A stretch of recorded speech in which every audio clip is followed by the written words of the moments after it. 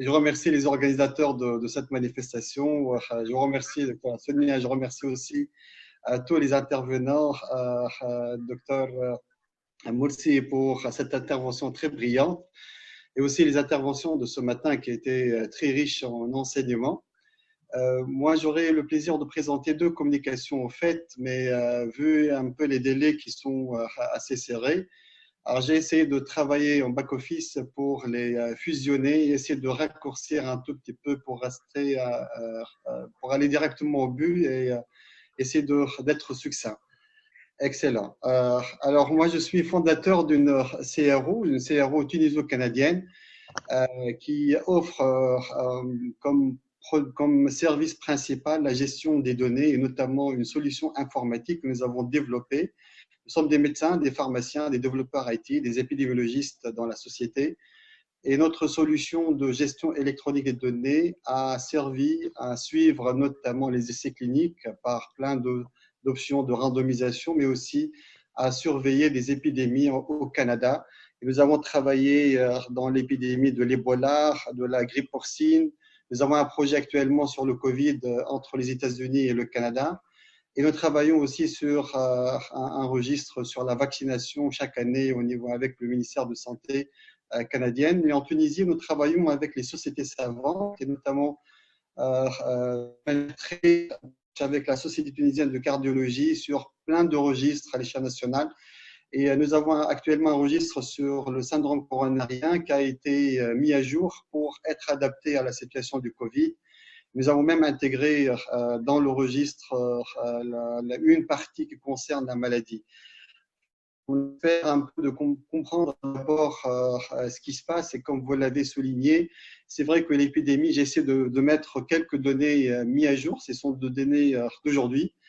Vous voyez un peu la situation dramatique qui touche tout le monde, avec un gradient nord-sud qui reste inexplicable jusqu'à date. Nous avons essayé au sein de notre équipe de mettre à disposition de la communauté scientifique en Tunisie des flash infos quotidiens depuis le déclenchement de l'épidémie jusqu'à aujourd'hui. On publie un peu l'état d'évolution, le nombre de cas, la mortalité, les hospitalisations. Et parce que tout le monde est concerné par l'évolution, nous sommes aujourd'hui à peu près 880 sujets avec à peu près 38 malades. Alors, dans ce graphique que vous voyez, je n'ai pas respecté l'échelle un peu juste pour montrer un peu la cinétique et le rapprochement de deux courbes et l'évolution de la mortalité qui augmente avec la détection des nouveaux cas. Sauf que la mortalité brute, chose qui est quotidiennement surveillée, sincèrement, en tant qu'épidémiologiste, moi, j'essaie de voir autre chose, un autre paramètre dans la mortalité, ce qui est la létalité. La létalité, c'est le nombre de décès qu'on rapporte à l'incidence journalière. C'est un rapport qui nous donne un peu la fatalité ou l'incidence mortelle liée à la contamination.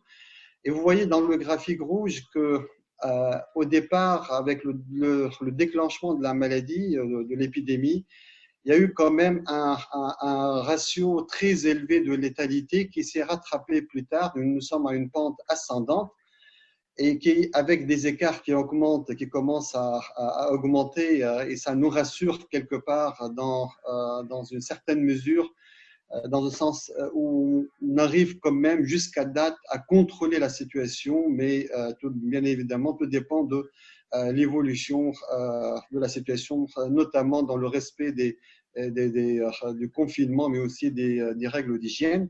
Mais juste pour expliquer un tout petit peu pourquoi il y a eu ce pic de surmortalité au départ. Eh bien, curieusement, ça coïncide, quand vous voyez un peu le graphique en gris ici, ça c'est le graphique du nombre de dépistages journaliers que nous sommes en train de faire et de réaliser en Tunisie.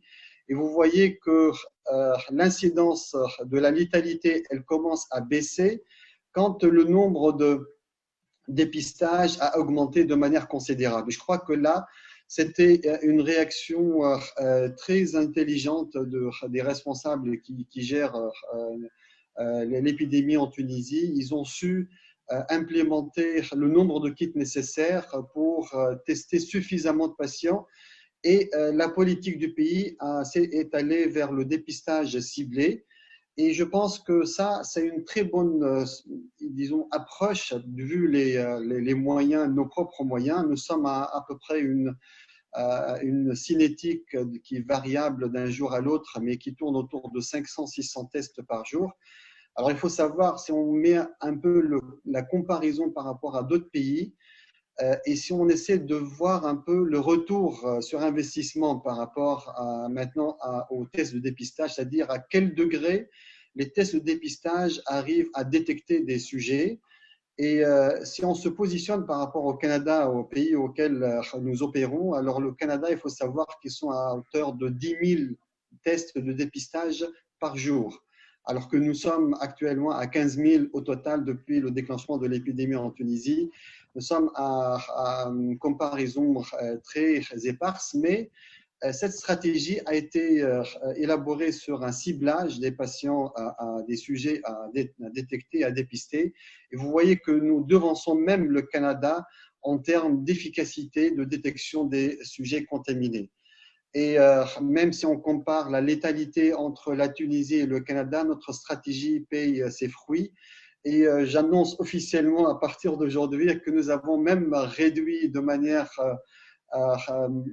très peu significative quand même, mais en tout cas, le Canada, avec tous les moyens qu'on connaît en termes de logistique, mais aussi de ressources, aussi bien sanitaires que stratégiques. Alors, les questions qu'on n'arrive pas à trouver des réponses assez concrètes à certaines interrogations, notamment pourquoi ça ne touche pas les enfants, quels sont les profils à risque aujourd'hui qui nécessitent une surveillance accrue, quelles sont les voies qui s'ouvrent vers la vaccination, pourquoi un vaccin tarde-t-il encore à se faire valoir, pourquoi il y a des divergences épidémiologiques entre les pays et surtout avec ce gradient sud-nord. Aussi, la fameuse question du BCG, y a-t-il un intérêt ou un impact ou un effet direct sur le Covid? Et surtout, quel est l'impact sur la recherche clinique de cette épidémie? Alors, certaines questions ont déjà été explorées, et notamment avec le registre chinois. Depuis le déclenchement de l'épidémie, on a vu un peu les facteurs cardiovasculaires qui étaient prépondérants et très présents dans la population, dans la catégorie des sujets très avancés avec des stades très avancés et très graves de la maladie. Il y a même 10,5% des cas confirmés avec antécédents cardiovasculaires qui sont décédés. Alors de là, quelles sont les perspectives? Quel était l'impact sur la recherche clinique à l'échelle mondiale et spécifiquement en Tunisie? Alors d'abord, il faut comprendre que ça a pris en décours, c'était un challenge, pas uniquement pour la recherche, mais pour tous les axes stratégiques à l'échelle mondiale, aussi bien en termes d'économie, mais aussi en termes de santé, et notamment la recherche clinique, et parce qu'on devait contenir les sujets au point que les agences gouvernementales internationales, et en l'occurrence l'agence de médicaments, mais aussi la FDA, ont statué sur des guides de bonne pratique pour gérer les essais cliniques au temps du Covid, et notamment comment favoriser le remote monitoring, la surveillance à distance, mais aussi des plans de gestion de risque pour éviter la contamination aussi bien des professionnels de santé que les patients qui sont monitorés pour des essais cliniques. Alors, une petite enquête que j'ai trouvée très sympathique sur ResearchGate, qui est un portail qui regroupe les publications de pairs et des experts et des chercheurs dans le domaine de la santé. Et on leur a demandé quel était l'impact les déclenchements de l'épidémie sur leur activité de recherche. 80%, pour ne pas dire la majorité, ont vu leur activité changer. À peu près 70% travaillent à domicile. Et presque la moitié ont vu leur intérêt vers la recherche s'accroître, et notamment par la rédaction et la collaboration avec des pairs ou des institutions nationales ou internationales augmentées par rapport à ce qui a été fait auparavant. Et la recherche a porté principalement sur trois axes, et on voit un peu un engouement international vers le développement de nouvelles molécules thérapeutiques, aussi bien pour la vaccination. Il y a actuellement 5 essais cliniques qui sont en cours de réalisation avec à peu près 150 molécules dans le pipeline qui sont prometteuses. Il y a aussi les traitements curatifs. On a vu ce matin toutes les hypothèses thérapeutiques et les perspectives qu'offre la chloroquine, mais aussi certains antivirus. Et nous sommes à peu près 860 essais cliniques recensés jusqu'à date à l'échelle internationale. Il y a même quelques essais cliniques qui ont porté sur des anti-inflammatoires et notamment sur l'effet de la colchicine. Il y a d'autres substances en cours d'évaluation. Il y a un essai actuellement au Canada et aux États-Unis et je pense que on espère que cet essai clinique puisse aussi venir en Europe et aussi en Afrique, notamment en Tunisie ou dans les pays du Maghreb ou même en Algérie. Alors, on parle moins de cela. Il y a des registres cliniques qui ont été réalisés et qui sont en cours de réalisation. Il y a à peu près 42 registres et je pense que ces registres-là sont une pièce maîtresse dans l'assimilation de la physiopathologie, mais aussi de la sémiologie du corona pour comprendre un peu comment le gérer. Et c'est des registres qui sont gérés dans plusieurs aires thérapeutiques. Alors, il y a le registre Discovery qui essaie d'écrire un peu les populations en réanimation. Il y a l'ASCO, registre ASCO qui était la pathologie oncologique en association aussi avec un autre registre qui est réalisé par l'association d'hématologie. Il y a le fameux registre HERO qui essaie d'étayer un peu le risque que concourent les professionnels de santé dans la gestion des malades contaminés. Alors, c'est à peu près qui aujourd'hui un engouement mondial ont suscité un mouvement citoyen, je pense, à l'échelle mondiale. Tous les acteurs académiques, universitaires, mais aussi économiques ont ouvert leurs portes et leurs efforts. Ils ont déployé tous les moyens pour mettre à disposition toute l'information et toutes les ressources derrière, et notamment clinicaltrials.gov a même octroyé un espace dédié aux essais cliniques pour le Covid. Il y a un registre des essais cliniques qui se met à jour de manière régulière avec, c'est un registre français qui s'appelle Clinique. Il y a même le PubMed qui a ouvert un portail pour recenser toutes les publications sur le Covid et qui sont pour la première fois de l'histoire de l'humanité, je pense, que ces publications sont offertes au public scientifique de manière totalement gratuite, dans l'objectif, bien évidemment, de constituer une base de connaissances et ça permettrait de retrouver le fameux miracle, le fameux médicament. Et aussi bien la DPM à l'échelle nationale, et je remercie notre chère institution qui a déployé tous les moyens pour faciliter la réalisation des essais cliniques en Tunisie. Alors, les essais cliniques à l'échelle mondiale, bien évidemment, il y a la part de Lyon qui part tout le temps vers l'Europe, les États-Unis, mais aussi en grande partie, cette fois-ci, pour la Chine. L'Afrique représente 1,4%. Il y a une grande partie de ces projets-là qui sont réalisés en Tunisie. On a vu tout à l'heure nos collègues égyptiens qui sont à hauteur de 8 projets. En Tunisie, nous sommes actuellement sur 6 projets. Il y a, je pense, 3 autres projets en cours de préparation. Et ces projets d'essais cliniques qui se centralisent autour de la chloroquine. Mais je pense qu'aujourd'hui, ce qui manque à la Tunisie, c'est réaliser d'autres voies d'exploration, notamment des registres cliniques, mais pourquoi pas aussi profiter des registres actuels. Et nous menons actuellement aussi bien avec les cardiologues qu'avec les rhumatologues deux projets, et notamment un projet sur le rhumatisme articulaire sous biothérapie. Et ça nous tente sincèrement d'explorer un peu les malades sous biothérapie et leur interaction ou leur situation par rapport au Covid. Alors, au Canada, nous sommes en train de collaborer avec l'Institut de Montréal de cardiologie pour le fameux projet Colcoron sur l'évaluation de l'effet de la colchicine sur la réduction des phénomènes inflammatoires et notamment chez les patients coronariens est atteint par le corona.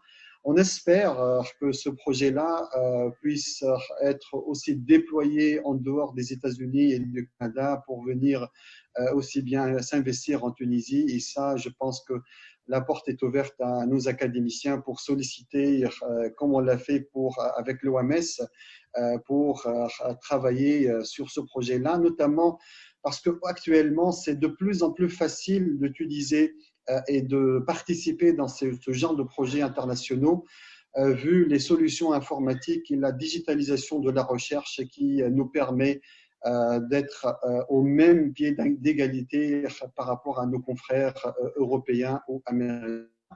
Et c'est une recommandation de l'ONU qui a sorti un rapport récemment pour essayer de sensibiliser sur l'intérêt de réduire la fracture numérique à l'occasion. J'ai eu la chance de participer dans un débat économique avec un think tank tunisien qui s'appelle le Forum Ibn Khaldoun pour le développement. Et c'est un débat qui a réuni plusieurs experts du monde de la santé, mais aussi du monde économique et politique et d'autres acteurs pour discuter de l'impact économique du Covid. Et 3 recommandations sont sorties. C'est d'abord renforcer le plan de gestion actuel par un renforcement du dépistage, mais aussi par une optimisation du modèle de confinement auquel nous sommes confrontés actuellement. Renforcer la recherche clinique, notamment par la multiplication des essais cliniques, une création d'une cellule de veille documentaire pour mettre à jour l'information scientifique aussi bien nationale qu'internationale, et pourquoi pas ne pas élaborer un registre Covid tunisien ou maghrébin ou africain, et essayer d'optimiser et de travailler sur la réduction de la fracture numérique pour digitaliser la santé. Et dans ce sens-là, avec tous les moyens que nous possédons et toutes les solutions, notamment nous avons des solutions électroniques de gestion des données qu'on utilise actuellement pour les essais cliniques, pour les registres, mais aussi qui permet aussi dans un module de faire de la téléexpertise et d'échanger entre des professionnels de santé des observations, mais aussi des questions très diverses en termes de santé. Nous avons aussi des solutions pour surveiller et monitorer les patients à distance avec un module ePro. C'est un véritable carnet de santé numérique qu'un patient à domicile peut utiliser pour se surveiller et s'auto-surveiller en termes de paramètres cliniques, mais aussi de paramètres et de constantes qui sont intéressantes à surveiller, notamment pour l'épidémie du corona. Et nous ne lésinerons pas et nous sommes très ouverts à toute collaboration académique, mais aussi institutionnelle, à titre gracieux, dans un geste de citoyenneté avec maintenant tous les acteurs académiques pour les aider dans leurs projets, mais aussi essayer de trouver des solutions qui nous aideraient à colmater et à limiter les dégâts occasionnés par le corona. Et notamment, nous avons soumis un projet au ministère de Santé pour la gestion du Covid et du confinement. La grande problématique actuelle que rencontre la communauté scientifique et la communauté médicale, c'est la surveillance des malades confinés et en quarantaine qui sont chez eux ou dans des centres de confinement ou qui sont hospitalisés. On n'a pas des moyens très faciles à les surveiller à distance pour surveiller la température, les paramètres cliniques, soit de manière régulière ou de manière ponctuelle.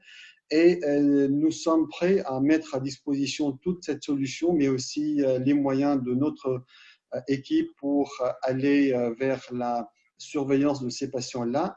Et toute base de données, éventuellement, nous sommes à l'ère de la digitalisation, de l'intelligence artificielle, pourrait être le lit vers des interactions académiques avec d'autres disciplines, notamment nos confrères et ingénieurs dans le monde de l'intelligence artificielle, pour développer des algorithmes de dépistage qui permettraient d'optimiser davantage le questionnaire actuel qui existe à disposition du Tunisien. Et je pense qu'avec l'outil digital, mais aussi les efforts de dépistage actuels et les efforts de de contention de la contamination par aussi bien la prévention que par la partie, la phase curative, je pense que ça permettrait de réduire et de sortir plus indemne de cette épidémie. J'ai essayé d'être très court vu les délais très tardifs. Je reste à votre disposition pour toute information souhaitée. N'hésitez pas à nous contacter et nous allons essayer d'entrer en interaction avec tous les intervenants qui ont participé aujourd'hui dans ce marathon très intéressant pour voir quelles sont les possibilités de soutien ou de support qu'on pourrait mettre à disposition de nos chercheurs pour qu'on puisse retrouver une solution radicale à ce fléau qui engage non seulement la Tunisie, mais aussi la planète entière. Et je vous remercie.